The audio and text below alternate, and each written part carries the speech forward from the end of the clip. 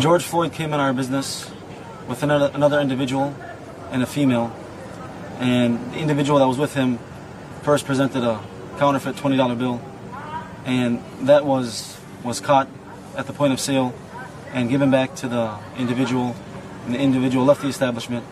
About 10 minutes later, the victim came with another $20 counterfeit bill, and that was not caught. It was taken. After George Floyd left the establishment, our staff made a practice protocol to the police. When the police arrived, George Floyd was still at the scene, and that's when he was arrested.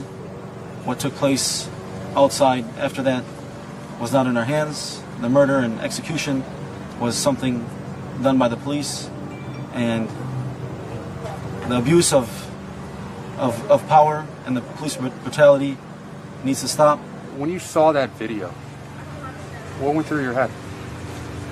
Well, before I saw the video, my employee called me while the officer had his knee on his neck, and she was crying, telling me, Mike, what should I do? The guy can't breathe. They're killing him. They're killing him. They're killing him. I said, call the police on the police, and make sure it's recorded. And she did that. When you finally saw the video and when you heard what your employees were telling you, you kind of got at this a little bit already, but how outraged were you to see what happened? I couldn't believe it. At first, I thought that the victim was still alive. I didn't realize he died until the next morning, although he died the same night. But it wasn't official to me until the next morning, and we were all outraged. That was excessive force, and that was police brutality, and this is something that has to be fixed. This is something that cannot be tolerated. Minorities are not being treated equal in this country, and this is an issue that has to be addressed and fixed by our leaders in the community, and it has to be addressed.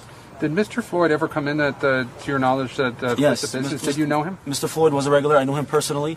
Never had an issue with him.